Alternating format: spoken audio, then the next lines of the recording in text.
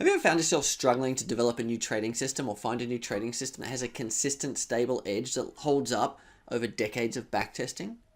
My name's Adrian Reed and I'm from Enlightened Stock Trading, and this week I was developing a brand new trading system for the Trading System Collection. And this system looks amazing. It has a consistent, stable, profitable edge, and the equity curve is really nice and smooth. It has a high win rate, so the equity curve is strong. And there's very low drawdowns. But what struck me when I was developing this system is that there's two reasons why most traders fail when it comes to developing trading systems. And the first reason is that good trading systems are psychologically hard to follow. You see, I've tested hundreds of systems and I've taken thousands of systematic trades. And without doubt, I can say that some of the most profitable trades that I've ever taken have been psychologically the most difficult. The ones that I least wanted to take, the signals that my systems generated that I least wanted to take, are very often the most profitable. Now, why is that? Well, my theory is because if you look at a chart and you don't want to take that trade, then most other traders out there won't want to take that trade. It means psychologically we're all wired the same. So that trade is not going to be a crowded trade. It's not overloaded. There's not lots of people already in the move. And so you're getting in, assuming you're following your system, you're getting in at a moment where you've got the maximum edge, you've got the minimum competition. And so the psychological challenges of system trading are always that you've got to follow the system. You've got to take every single signal, regardless of whether it feels good or not. Now, if you take that concept and extrapolate it out to the system-wide level, sometimes, or almost always, the best systems are the ones that are psychologically difficult to trade. So why is that? That's because those systems as well are not crowded. If something was psychologically easy, everyone would do it. And if everyone was doing it in the market, then it wouldn't make money. This is one of the reasons why trend following works year after year. You know, sometimes there's drawdowns and sometimes there's dips, but over decades, the strategy keeps coming back and it keeps working because the vast majority of people don't have the psychological makeup, the intestinal fortitude to follow that system, to buy something that's going up and hold it and hold it and hold it regardless of the market dips and gyrations until the trend obviously changes and starts going down. That is psychologically difficult, and that's why it keeps working. And take mean reversion, for instance. You know, if you're buying a stock after a sudden dip, waiting for the spring back, when you look at a chart, the sudden dip, the really aggressive fall in the share price is not a place where psychologically we would naturally want to enter. And so if it's psychologically difficult to want to enter there, most traders won't be able to do that consistently.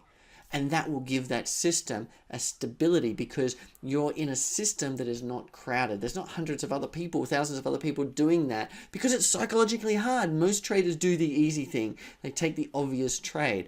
But I'm here to share with you that the obvious trade doesn't work. The obvious systems don't work either. Okay, so the first reason why most traders struggle developing a trading system that works and holds up over decades in backtesting is because the good systems are psychologically challenging.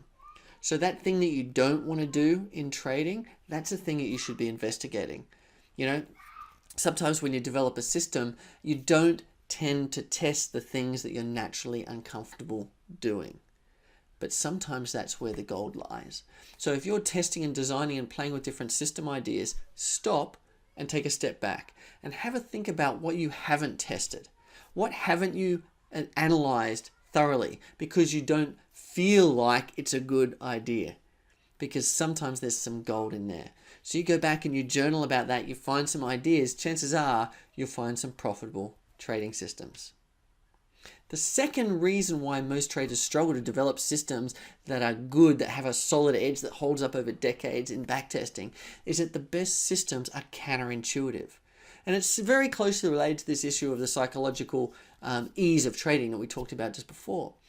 Because if a system is counterintuitive, you wouldn't think that it would naturally work. And again, we don't tend to test or analyze things that we assume naturally won't work because it's a waste of time and energy, right? But if you have a think about all of the things that you assume don't work in the market and write them down and look at them and you're really honest with yourself, chances are you haven't tested those things thoroughly. And if you haven't tested them thoroughly, then there could be some little nuggets of gold waiting for you. Because I've found in my backtesting that sometimes the most counterintuitive idea gives the biggest edge because people aren't looking there. Traders move and investors move in a herd. They bundle into the favorite sector. They take the same trades. They have the same emotional reaction to different moves in the stock market. The investment markets move in psychological herds. And if you can bring yourself to step back from that and have a look and find counterintuitive ideas, ideas that you have naturally assumed wouldn't work, because of all of your experience in the outside world, they're the things you need to test in the stock market. Because when you test the counterintuitive things, you're going to find some edges that other people have not found. And that's how you make it. That's how you make it big in the stock market, trading systematically with a system that is psychologically challenging to trade and that is counterintuitive. Because if you've got those two things, that system, chances are that's going to last for decades because most people won't be able to follow it. But if you as a system trader can design that system and do the testing to build the confidence in that system, then you could end up with a trading system that has a sustainable edge that will make you money for decades to come. That's what it takes to be successful as a systematic stock trader. You need a stable, robust system that you've got confidence in, that is psychologically difficult for the masses to follow, and that is somewhat counterintuitive because other people aren't looking there to find that idea. That way it's not going to be a crowded trade. It's not going to be a crowded system.